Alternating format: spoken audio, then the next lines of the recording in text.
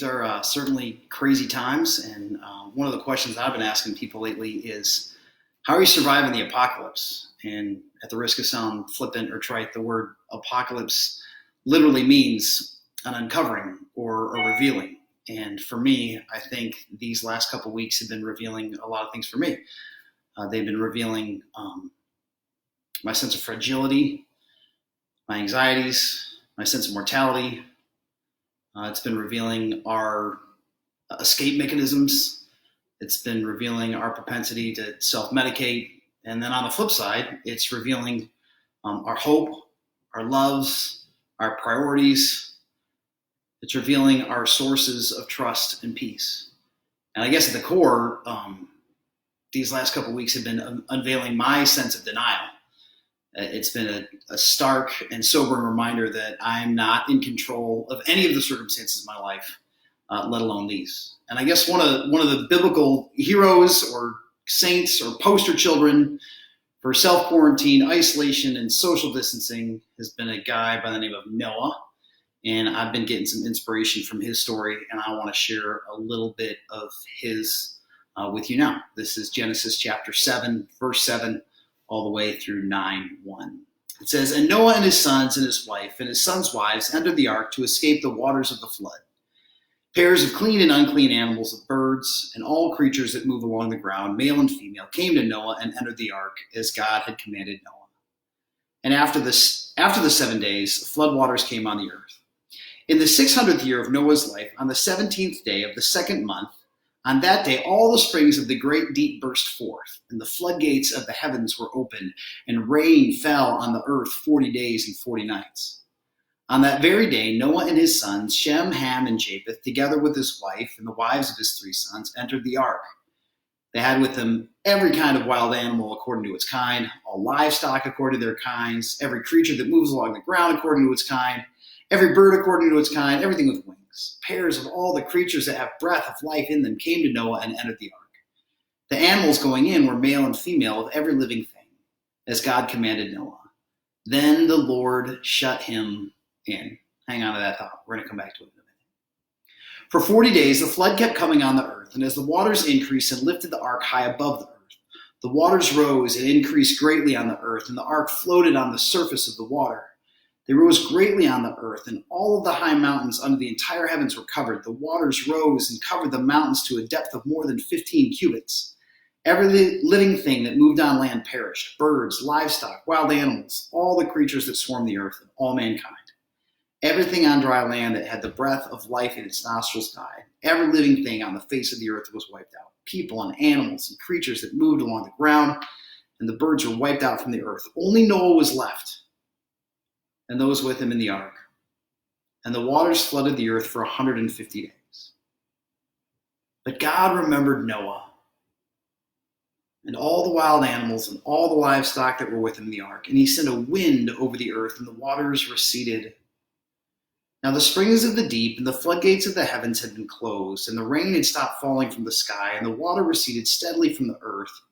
And at the end of 150 days, the water had gone down, and on the 17th day of the 7th month, the ark came to rest on the mountains of Ararat.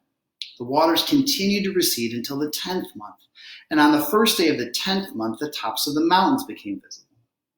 After 40 days, Noah opened a window that he had made in the ark and sent out a raven, and they kept flying back and forth until the water dried up from the earth.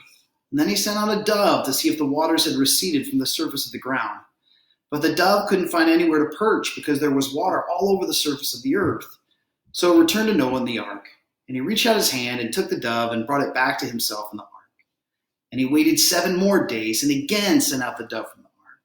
When the dove returned to him in the evening, there in its beak was a freshly plucked olive leaf. Then Noah knew that the water had receded from the earth. He waited 7 more days and sent the dove out again, but this time it did not return to him. But on the first day of the first month of Noah's 601st year, the waters had dried up from the earth. Then Noah removed the covering from the ark and saw that the surface of the ground was dry.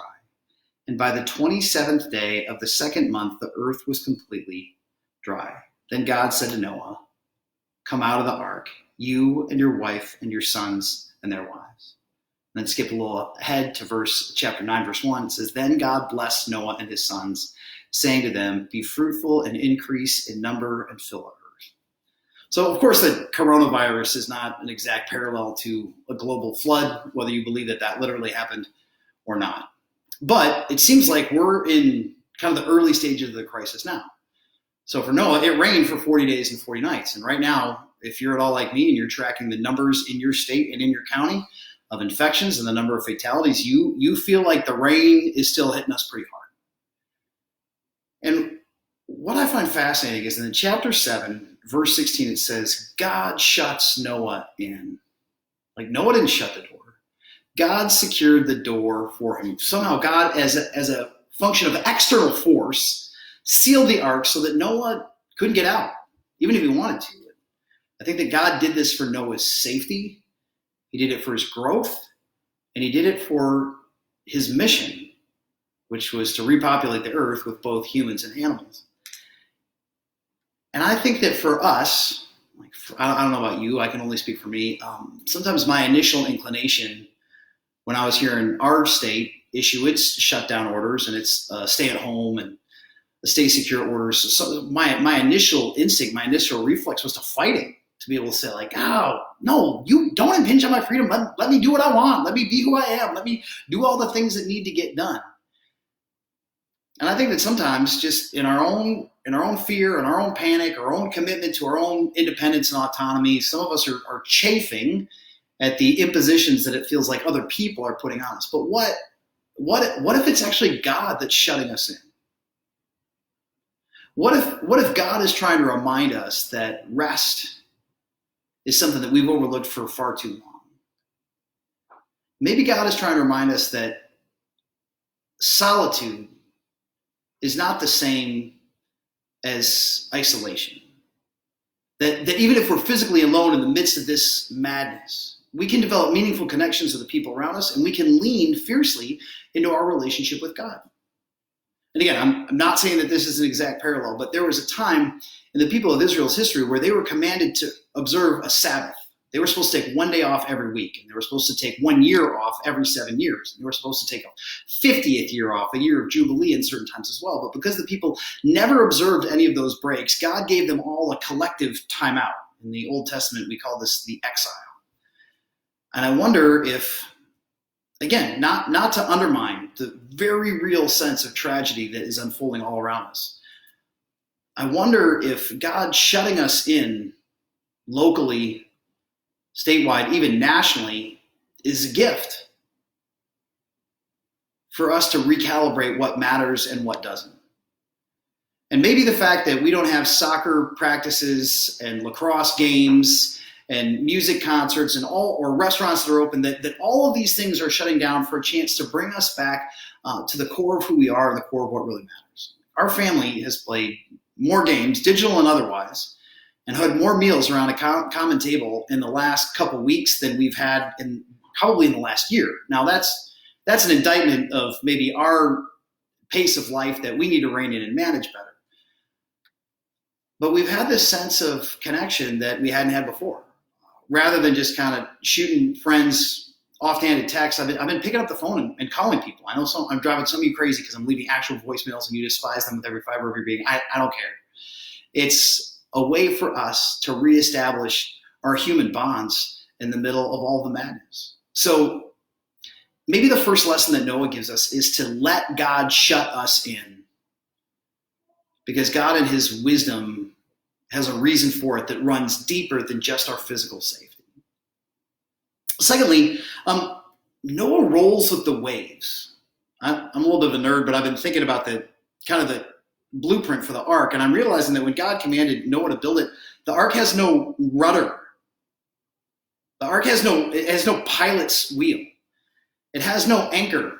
Noah cannot dictate the direction of the ark, and he can't even cause it to stop in any one part of the water that he's in. Noah just has to roll with the waves. I don't know if you've ever been on a cruise, but the beauty of the cruise is just the multiplicity of distractions. There's a Lido deck with pools and a huge LED screen, and there's a promenade deck where you can go shopping, and there's a gambling deck where people who want to get into that can do that. Noah has none of these. Noah has no Amazon Prime to order extra necessities. Noah has no iPad. Noah has no Netflix. Noah has nothing except the people around him and the work that he can manage within the confines of what he's doing, work that God had deemed essential. And I think that maybe God's encouragement to me, and maybe you'll accept this as well for yourself, is to be able to say, God, I can't do anything but roll with the waves. I don't get to call the shots. I don't get to decide when I go back to work or if our kids go back to school. All I can choose is to be present in the moments that I'm in. All I can choose is to take advantage of the resources and the time that you put at my disposal to better myself physically, spiritually, relationally, intellectually. All I can do is roll with the waves and acknowledge that there are 1,000 things that I can't control. But I can control my mental posture. I can control the angle of my heart. I can take advantage of this time to take inventory of what's been going on in my internal world that I've just been skating past for months, if not years, and say, God, is there something you want me to know, learn, or do in this season that I didn't have the attention, energy, or bandwidth to do before? So Noah lets God shut him in. And some of us need to do that in this time as well. Noah rolls with the waves. And some of us need to say, all right, God, I'm surrendering to your winds. However you want to direct or shift or stop or start or pause my life, I surrender. I'm ready to do or not do whatever it is that you're asking me to do. And so Noah lets God shut him in. Noah rolls with the waves. And then finally, Noah's believing for a breakthrough. Noah knows that the flood is not the end. So when I was counting like the seasons in Noah's life, he gets in the boat and he's in there for 7 days before it even starts raining. Then he's in there for 40 days and 40 nights of chaos and bedlam. And then he just floats for 5 months. And then the ark comes to rest on the top of a mountain. And then Noah sits there for another 7 months before he gets out. Noah is parked on top of a mountain, boat not even moving, for longer than he was ever floating around in the waters. So imagine how frustrating it is for Noah to say that the rain has stopped, but the waters haven't gone down yet. And until they do, he's got to park himself. He has to sit still. Verse 8:6 says something interesting. It says, after 40 days, Noah opened a window he had made in the ark. This is interesting. This isn't in the original blueprint. God doesn't tell Noah to make a window, but Noah makes a window. And what I imagine in my life is that Noah isn't sticking his head out the window looking down. Noah's looking at the horizon, saying, has anything changed? And you'll see that Noah does this in phases. It says the first thing he does is send out a raven. And the raven doesn't report back anything of value to Noah. And then he sends out a dove, and the dove can't find a place to land, so it comes back. It's like strike two. Then he sends out a dove, and the dove comes back with an olive branch, which is a good sign, but not a final indicator. And then finally Noah sends out another dove. The dove never comes back. So he waits a few more days, takes the cover off of the ark, and finally gets out. Now, even if the spread of the virus stops sooner rather than later, there's still a lot of uncertainties for many of us. Financially, calendar-wise, and who knows? So there are a bunch of other variables that are in the mix as well. And chances are all of this isn't going to resolve itself within a matter of days or weeks. It's going to be months before the dust fully settles around us. And the question that we have to be asking ourselves is, God, do I believe that I'm going to land well on the other side? Do I believe that you're going to anchor my feet again on dry ground? Do I believe that you're going to bless me? Because we get to chapter 9, verse 1, and when they finally all get out of the boat, it says, then God blessed Noah and his sons, saying, we're going to reset. So be fruitful and increase in number and fill the earth. So Noah was stuck out there for 375 days. And I remember hearing Timothy Keller preach once on the story of Joseph, and he said Joseph was faced by the temptation to power. He was faced with the temptation towards sex. He goes, but maybe the greatest temptation, or the most dangerous temptation that Joseph faced at all, was the temptation to despair. And I think that if our focus is down, it's easy for us to get drawn into despair. But if our focus is up, if we kind of cut a window in our respective arcs the way that Noah did, and send out flyers and say, God, will you keep my eyes fixed on the horizon rather than in the abyss? Will you lift my gaze to the direction that you're moving rather than down into all of the details that I cannot control? I think that's a prayer that God would love to answer for each and every one of us. Author Amy Cuddy says that our nation, she says that she's worried about a generation of young people because she says as our devices get smaller, our posture actually shrinks down and inward. So she's saying that they're finding an entire generation of young people who were raised on digital devices. They don't stand up tall because their world is contained in this little tiny flat screen that is always pulling them down and in. And I believe that God is trying to draw our focus up and out beyond. God's trying to draw our eyes to where God reigns and where God redirects. So I just want to let you know that my family, some of you know that Kelly is a healthcare professional, so she continues to work. I'm in food manufacturing, so I continue to show up at work, and you can be praying for us, that God would give us wisdom, that God would give us clarity, that God would give us a sense of encouragement for the people that we interface with on a daily basis. So please be praying for your healthcare professionals. And if you're out there on the front lines, know that we stand with and for you. If I can be praying for you by name, please go ahead and put that in the comment section. I would love to do that. Then also for those of you who have work that has been redirected or been minimized, or contracts that you're losing, especially for those of you who do freelance work or contract work, and you're feeling the pinch right now and you don't know where your next paycheck is going to come from, let us know. We want to be praying with and for you. And if you know of people directly or indirectly who have health issues, and we're praying that God would intervene in a real tangible way for them, please let us know. We want to pray with and for you. So just know this, wherever you are and wherever we might know you from, we love you, we miss you. We don't wish these days upon any family, any city, any county, certainly any nation. But while we're in them, let's be asking God what it is that he wants to reveal to us for our growth and his glory. Thanks so much for joining me. Our prayers are with you.